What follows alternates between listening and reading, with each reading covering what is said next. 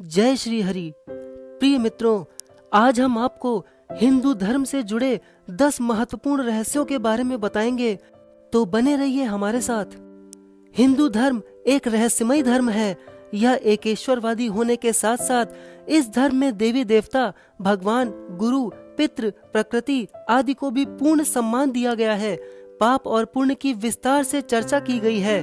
न्याय और अन्याय की भी परिभाषा बताई गई है। कर्म फल को भाग्य फल से महत्वपूर्ण माना गया है।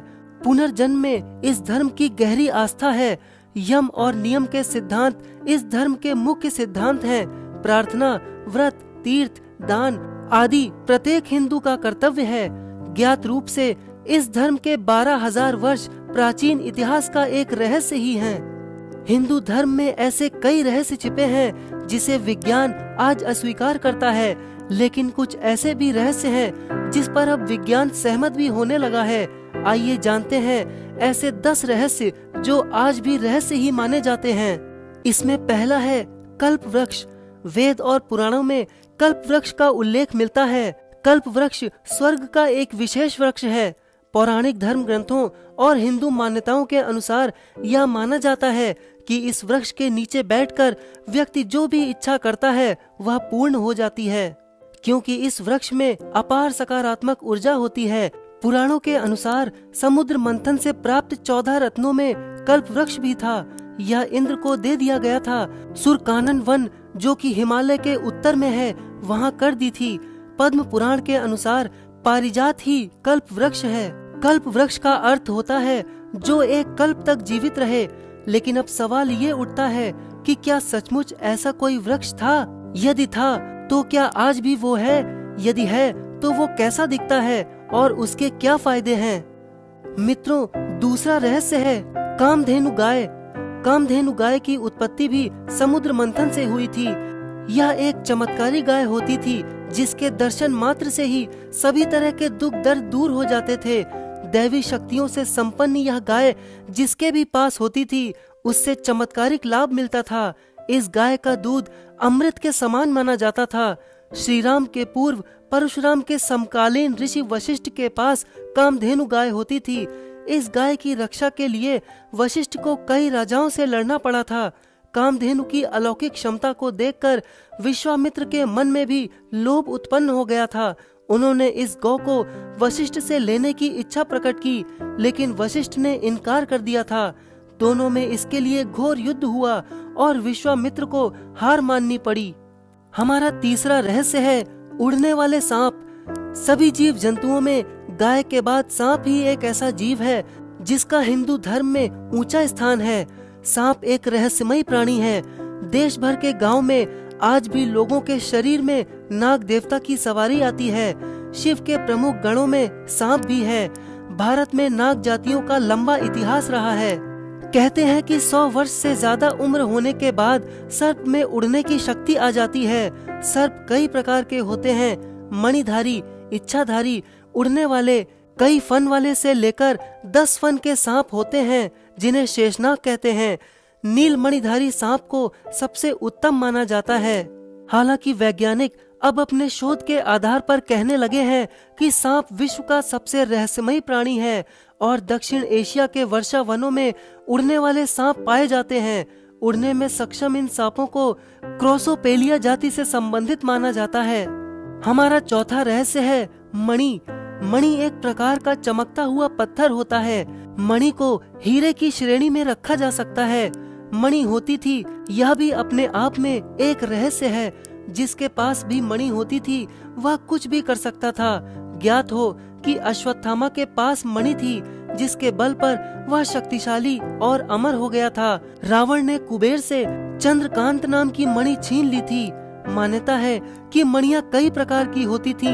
नील मणि, चंद्रकांत मणि, शेष मणि, कौस्तुभ मणि, पारस मणि, लाल मणि आदि। पारस मणि से लोहे की किसी भी चीज को छुआ देने से वह सोने की बन जाती थी। कहते हैं कि कौओं को इसकी पहचान होती है और यह हिमालय के पास ही पाई जाती है। मणियों के महत्व के कारण ही भारत में एक राज्य का नाम मणिपुर है। शरीर में स्थित 7 चक्रों में से एक मणिपुर चक्र भी होता है। मणि से संबंधित कई कहानी और कई कथाएं समाज में प्रचलित हैं। इसके अलावा पौराणिक ग्रंथों में भी मणि के किस्से भरे पड़े हैं। अब हम अपने 5वें रहस्य पर चलते हैं, जो है शंख। क्या शंख हमारे सभी प्रकार के कष्ट दूर कर सकता है, भूत प्रेत और राक्षस भगा सकता है? क्या शंख में ऐसी शक्ति है कि वह हमें धनवान बना सकता है? क्या शंख हमें शक्तिशाली व्यक्ति बना सकता है? पुराण कहते हैं कि सिर्फ एकमात्र शंख से ही यह संभव है। शंख की उत्पत्ति भी समुद्र मंथन के दौरान हुई थी। शंख को हिंदू धर्म में महत्वपूर्ण माना जाता है। शंख कई प्रकार के होते हैं। इनके 3 प्रमुख प्रकार हैं: दक्षिणावर्ती शंख, मध्यावर्ती शंख तथा वामावर्ती शंख। इन शंखों के कई उप प्रकार होते हैं। शंखों की शक्ति का वर्णन महाभारत और पुराणों में मिलता है। लक्ष्मी शंख, गोमुखी शंख, कामधेनु शंख, विष्णु शंख, देव शंख, चक्र शंख, पौंड्र शंख, सुशोध शंख, गरुड़ शंख, मणिपुष्पक शंख, राक्षस शंख, शनि शंख, राहु शंख, केतु शंख, शेषनाग शंख, कश्यप शंख आदि कई प्रकार के होते हैं। महाभारत में कृष्ण के पास पांचजन्य शंख, अर्जुन के पास देवदत्त, युधिष्ठिर के पास अनंत विजय, भीष्म के पास पौंड्रिक, नकुल के पास सुघोष, सहदेव के पास मणिपुष्पक शंख थे। सभी के शंखों का महत्व और शक्ति अलग अलग थी। शंख के चमत्कारों और रहस्य के बारे में पुराणों में विस्तार से लिखा गया है। मित्रों, हमारा अगला रहस्य है पुनर्जन्म। पुनर्जन्म का सिद्धांत सिर्फ हिंदू धर्म में ही है। यहूदी और इस धर्म से निकलने वाले धर्म यानी ईसाई और इस्लाम इस सिद्धांत को नहीं मानते, लेकिन अब विज्ञान इस पर सहमत होने लगा है।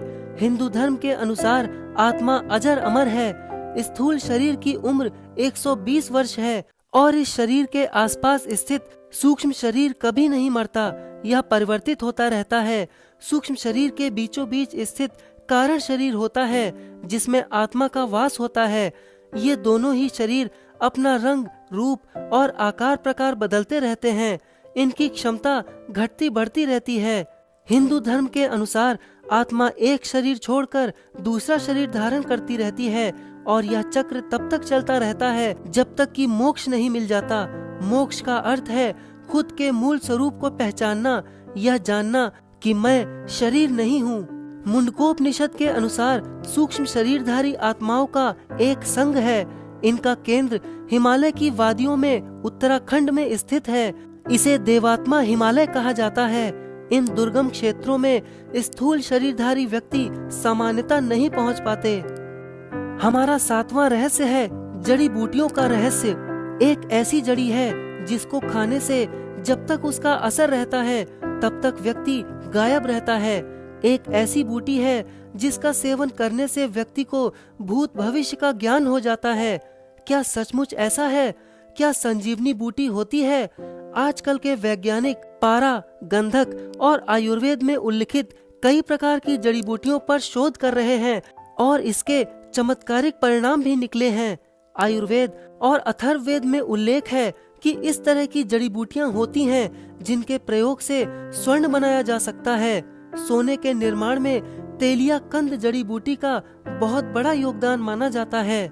ऐसी भी औषधियां होती हैं जो व्यक्ति को फिर से जवान बना देती हैं। औषधियों के बल पर व्यक्ति 500 वर्षों तक निरोगी रहकर जिंदा रह सकता है। माना जाता है कि जड़ी बूटियों के बल पर जहां सभी तरह के दुख दर्द दूर किए जा सकते हैं, वहीं धनवान भी बना जा सकता है। जड़ी बूटियों से सम्मोहन टीका भी बनाया जाता है। जड़ी बूटियों के माध्यम से धन, यश, कीर्ति, सम्मान आदि सभी कुछ पाया जा सकता है। हमारा अगला रहस्य है ज्योतिष और वास्तु। क्या ज्योतिष का ज्ञान सही है? नकली ज्योतिषियों के कारण ज्योतिष की प्रतिष्ठा गिर गई है, लेकिन ज्योतिष को वेदों का नेत्र कहा गया है। यह एक ऐसी विद्या है जिसके माध्यम से प्राचीन कालीन ऋषि भूत, वर्तमान और भविष्य को जान लेते थे। साथ ही वे ब्रह्मांड की हर हरकत पर नजर रखते थे। ज्योतिष को अद्वैत का विज्ञान कहा गया है। पुराणों और अन्य ग्रंथों में ज्योतिष और वास्तु के कई चमत्कारों का उल्लेख मिलता है। आज का आधुनिक मन इस ज्ञान को मानने के लिए तैयार नहीं है, लेकिन वैज्ञानिक अब भारतीय वास्तुशास्त्र और ज्योतिष की प्रशंसा करने लगे हैं। हालांकि अभी इस ज्ञान पर और शोध किए जाने की जरूरत है। अब हम 9वें रहस्य के विषय में चर्चा करते हैं, जो कि है संस्कृत भाषा।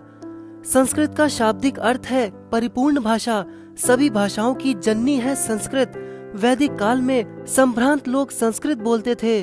संस्कृत को देवों की भाषा भी माना जाता है, जिसे देवनागरी लिपि में लिखा जाता है। संस्कृत भाषा के व्याकरण ने विश्व भर के भाषा विशेषज्ञों का ध्यान आकर्षित किया है। उसके व्याकरण को देखकर ही अन्य भाषाओं के व्याकरण विकसित हुए हैं। आधुनिक वैज्ञानिकों के अनुसार यह भाषा कंप्यूटर के उपयोग के लिए सर्वोत्तम भाषा है। मात्र 3000 वर्ष पूर्व तक भारत में संस्कृत बोली जाती थी। तभी तो ईसा से 500 वर्ष पूर्व पाणिनि ने दुनिया का पहला व्याकरण ग्रंथ लिखा था, जो संस्कृत था। इसका नाम अष्टाध्यायी है। यदि संस्कृत व्यापक पैमाने पर नहीं बोली जाती तो व्याकरण लिखने की आवश्यकता ही नहीं होती।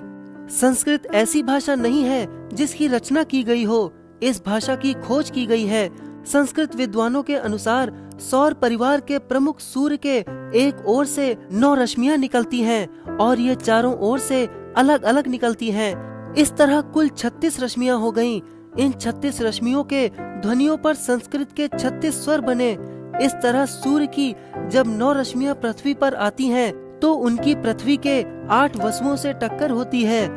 सूर्य की 9 रश्मियां और पृथ्वी के 8 वसुओं के आपस में टकराने से जो 72 प्रकार की ध्वनियां उत्पन्न हुई, वे संस्कृत के 72 व्यंजन बन गईं। इस प्रकार ब्रह्मांड में निकलने वाली कुल 108 ध्वनियों पर संस्कृत की वर्णमाला आधारित है। आइए अब हम अपने 10वें और आखिरी रहस्य पर बढ़ते हैं, जो कि है ध्यान। हिंदू धर्म का 10वां रहस्य है ध्यान। ध्यान योग का 7वां अंग है। वैदिक ऋषियों की यह खोज आज वैज्ञानिकों के अनुसार सबसे महत्वपूर्ण खोज मानी जाती है। ध्यान पर कई शोध हुए और ये पता चला कि ध्यान हर तरह के रोग को दूर कर मस्तिष्क को शांत करने की क्षमता ही नहीं रखता, यह हमारी शारीरिक और मानसिक क्षमता भी बढ़ाता है। स्पेन, फ्रांस और अमेरिकी वैज्ञानिकों द्वारा किए गए इस शोध में सामने आया है कि ध्यान की मदद से इंसान के शरीर में उन जीन्स को दबाया जा सकता है जो उत्तेजना पैदा करते हैं। इस शोध में पता चला है कि लोग ध्यान की मदद से अपने शरीर में जेनेटिक गतिविधियों को नियंत्रित कर सकते हैं, जिसमें गुस्से को काबू करना, सोच, आदतें या सेहत को सुधारना भी शामिल है। साइको न्यूरो एंड क्रोनोलॉजी पत्रिका में इस विषय पर एक विस्तृत लेख प्रकाशित किया गया था। इससे कैंसर और एड्स जैसी बीमारियां भी दूर की जा सकती हैं। दरअसल ध्यान करते रहने से सूक्ष्म शरीर मजबूत होता है। सूक्ष्म शरीर के ताकतवर होने से व्यक्ति को अपने स्थूल शरीर के प्रति आसक्ति खत्म हो जाती है। मित्रों, हिंदू धर्म अपने आप में अन्य अनेक रहस्यों को समेटे हुए है, जिसकी पहुंच से आधुनिक विज्ञान अभी कोसों दूर है और विज्ञान के पास इनका अभी कोई जवाब नहीं है। ऐसे ही कुछ अन्य विषयों पर हम फिर कभी चर्चा करेंगे। जय श्री राम।